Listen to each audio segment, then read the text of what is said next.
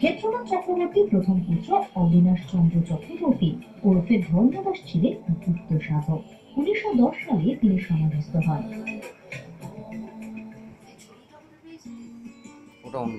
1924 সালে তার পত্নী অন্নপূর্ণা দেবী ধর্মদাসের ত্যাক্ত অর্থে শ্বেত পাথরের বেদিতে শ্বেত বর্ণের মহাদেবের বুকের উপর দণ্ডায়মান কৃষ্ণ বর্ণের কোষ্ঠী পাথরের শ্রী শ্রী দক্ষিণা কালী মাতার মূর্তি স্থাপন করেন।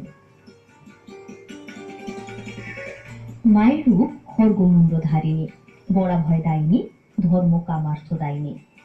এই যে বিগ্রহ আপনারা দেখছেন, এই বিগ্রহের পূর্বে মৃন্ময়ী মূর্তি এখানে স্থাপনা করে পুজো হতো এবং দীর্ঘকাল ধরে তার ওপর পূজা এবং সাধন ভজন করতেন। তৎকালীন যারা সাধক আমাদের এখানকার এই বিহের ছিলেন, ধর্মদাস চক্রবর্তী ওরফে অবিনাশ চন্দ্র চক্রবর্তী, ওনার স্ত্রী ওনার উক্ত অর্থের দ্বারা মায়ের এই বিগ্রহ স্থাপনা করেন।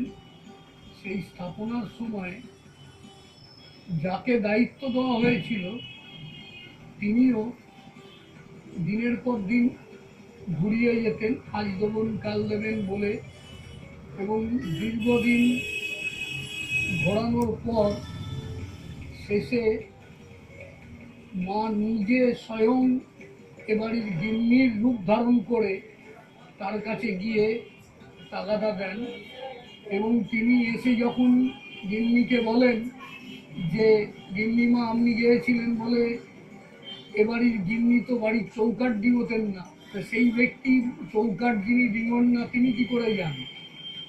তখন তিনি বুঝতে পারলেন, সেই ব্যক্তির তখন টনক নড়েন যে না, যে সে ব্যক্তি নন, অতএব মায়ের তাড়াতাড়ি আমার দায়িত্ব সম্পূর্ণ করে ওনাকে সমর্পণ করা উচিত।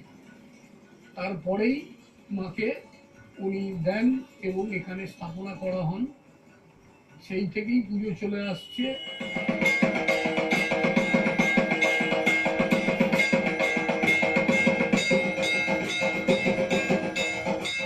শ্রীমতী অন্নপূর্ণা দেবী ও তার দেওর শ্রী কমলেশ চন্দ্র চক্রবর্তী স্থাবর অস্থাবর সমস্ত সম্পত্তি শ্রী শ্রী দক্ষিণা কালী পুজো পার্বণ ও নিত্য সেবার জন্য অর্পণ করেন। 28/7/36 তারিখ থেকে এই সম্পত্তি দেবোত্তর বলে গণ্য হয়। এই মন্দিরের দেবী প্রতিষ্ঠা নিয়ে অবশ্য আরও একটি কাহিনী প্রচলিত আছে। কথিত যে মেদিনীপুর জেলার ঘাটাল অঞ্চল থেকে কালী মূর্তিটি কলকাতায় এনে এই মন্দিরে প্রতিষ্ঠা করা হয়েছিল। দেবীর মূর্তির প্রতিষ্ঠা নিয়ে ভিন্ন মতকে দূরে সরিয়ে রেখে আমরা যদি শুধু মায়ের মুখের দিকে তাকাই, মায়ের ভুবন মোহিনী রূপ দেখে মন ভরে যেতে বাধ্য। আনন্দময় মায়ের মুখে যেন সর্বক্ষণ হাসি লেগেই আছে।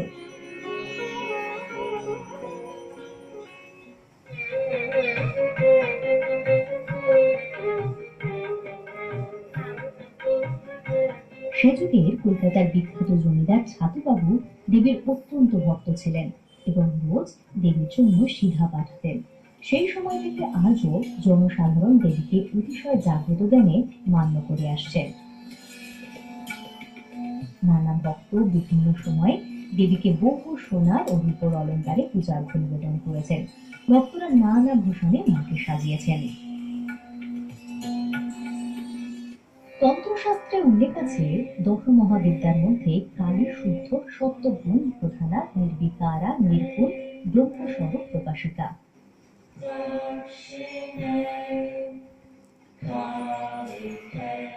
ইনি আদি রূপা ও সাক্ষাৎ কৈবল্য দায়িনী। কালী মূর্তির নানা রকম প্রকার আছে, যেমন রক্ষা কালী, সিদ্ধেশ্বরী কালী, নিত্য কালী, শ্মশান কালী, দক্ষিণা কালী। প্রচলিত এই কালী রূপগুলোর মধ্যে অন্যতম দক্ষিণা কালী। উত্তর কলকাতার বাগবাজার অঞ্চলে এই কালী বিগ্রহ দেবী দক্ষিণা কালিকার সাক্ষাৎ স্বরূপ। দক্ষিণা কালী কখনো কৃষ্ণ, কখনো বা শ্যামাঙ্গী। তিনি চতুর্ভুজা মুক্ত কেশী, জিহ্বা প্রলম্বিত, দক্ষিণ পা স্বয়ং দেবাদিদেব মহাদেবের বুকের উপর। নিচে দেবাদিদেব, যিনি স্বয়ং শম্ভু, পরম ব্রহ্ম, পরম পুরুষ। উপরে কালী, বিবস্ত্রা, নৃমুঞ্জ মালিনী। তবে ভালো করে লক্ষ্য করলে বোঝা যায় যে মায়ের এই স্বরূপ কোনো হিংসার প্রতিমূর্তি নয়, বরং মানুষের অপূর্ণীকরণের এক মূর্ত প্রতীক।